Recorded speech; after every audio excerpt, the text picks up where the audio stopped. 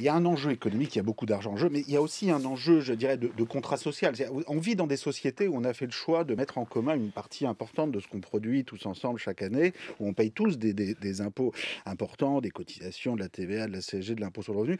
Et le fait que les acteurs économiques les plus puissants puissent échapper à ça, et même qu'ils aient d'une certaine façon un permis de frauder, en leur laissant la possibilité d'aller localiser une partie de leur profit dans des multinationales et en laissant ces pays appliquer des taux très inférieurs à ce que va payer une petite et moyenne entreprise ou un salarié moyen dans le CSG, en impôt sur le revenu, c'est quelque chose qui mine complètement notre contrat social.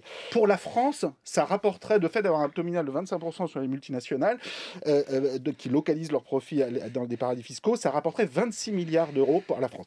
Par contre, si vous mettez 15%, là, vous tombez à 4 milliards d'euros. Donc, soyons très concrets. D'ailleurs, le rapport de l'Observatoire européen de la fiscalité rapporte ça au budget de la santé. Comme ça parle un peu concrètement. Quand vous avez 26 milliards d'euros en plus, c'est 10% de dépenses de santé en plus. Donc, on parlait hier d'un référendum pour l'hôpital public. Bon, bah, voilà, c'est 10%. Si vous êtes seulement à 15% de taux minimal sur les multinationales, là, vous tombez à 4 milliards. Donc, vous avez juste 1%, à peine plus d'1% de budget de la santé en plus. Donc, est-ce que vous voulez 10% d'infirmières et de médecins en plus, soit vous voulez 1%? Et à un moment, il faut quand même que les gouvernements se rendent compte de ce qu'ils décident.